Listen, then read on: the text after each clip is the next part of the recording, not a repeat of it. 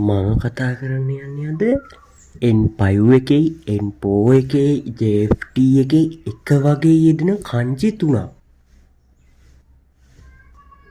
ඒ තමයි කවුරුත් දන්න හැබැයි එක වගේ කංජි තුන එකම ඔන්න බලන්නකෝ. එක වගේ කියන්නේ එක. දැන් පළවෙනියටම ගමු කී. කී කියන්නේ ගස.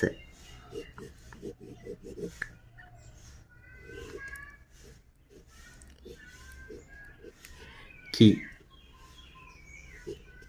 පිටිවියන දන්නවා කී කියන්නේ 3 එක වගේ කංජි ගස කියන එකනේ කී කියන්නේ ගස ඊට පස්සේදී ඒ වගේම දෙකක් එකතු වුණාම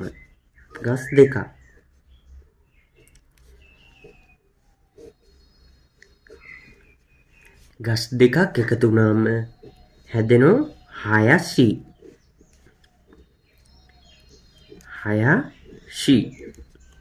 හයසි කියන්නේ වනය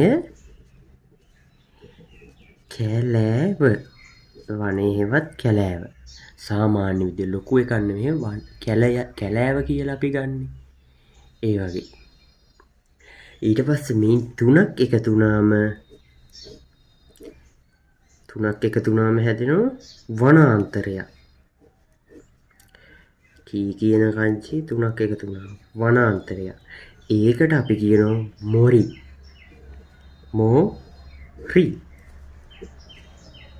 වනාන්තරය